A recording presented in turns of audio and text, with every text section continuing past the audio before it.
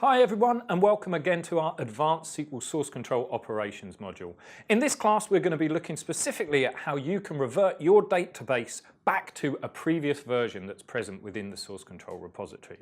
So far we've been adding new versions, we've always been moving forward, but from time to time we find a need to actually go back to a historical version. Maybe there's been some mistakes made with the code updates that are in place, or actually maybe we just want to roll the database back so that we can troubleshoot a particular issue we're seeing with a particular version.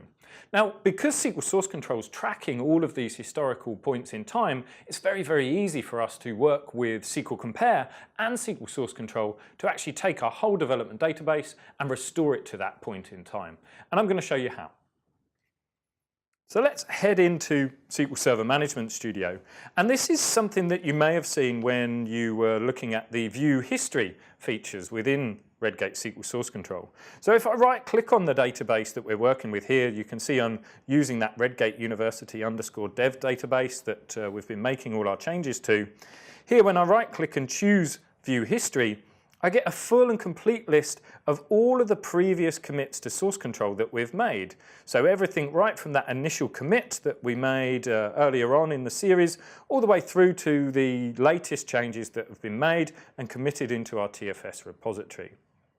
Now, as we select each individual revision from the source control history, you'll see in the center of the screen it shows us a list of all of the objects that have been changed as part of this revision, as well as a comparison of the before and after state in the diff viewer right at the bottom of the screen. But down in the bottom left we actually have some buttons, and these allow us to launch our schema and data comparison tools to do a comparison between the particular selected source control revision and our current development database state. And by comparing back to a historical revision, we can see what's different between that current development database state and what the database looked like at that given point in time, and therefore roll back any of those changes to enable us to essentially restore that state from that point in time. So here, for example, if we chose this revision number 44, where we've had a number of changes that have happened since then, we can actually click Update our database to the selected version using SQL Compare Pro. And this will launch SQL Compare with those source and target values pre-populated. So the source of this comparison is the historical database version, version 44, and the target is going to be our current development database, Redgate University _dev. If I click Compare Now, this is going to give me a comparison of those two states, and it will highlight for me any differences that we see between that current revision and the existing database state. And we can see there's a number of different changes here. We have the changes to existing objects. So in our contacts table here, we can see we've got the addition of this Facebook column. We've got changes to our PRC get contact stored procedure, where we can see that we removed these phone work and phone mobile columns. And we've also got these new items that we added. So new table, I'm a real Sprock, and this test _ Sprock. So by reverting back to this revision, we'll be actually removing all of these objects and then replacing things like the phone work and phone mobile numbers, but removing the Facebook column.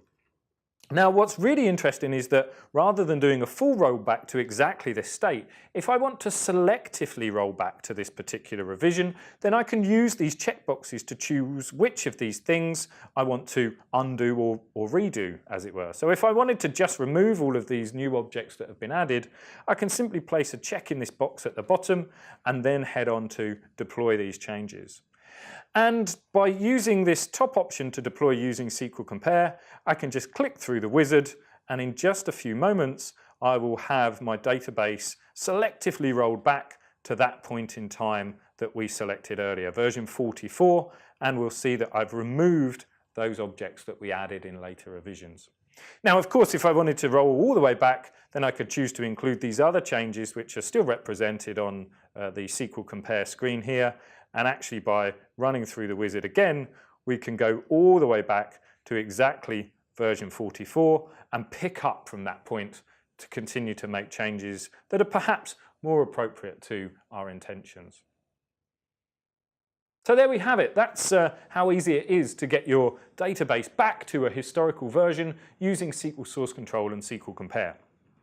A similar relationship exists when we look at deploying those changes out to our target environments. So please join me in other videos in this series and also as part of the Redgate University SQL Compare course to see how you can take these changes and deploy them up your environment chain to test and ultimately through to production. Thanks very much.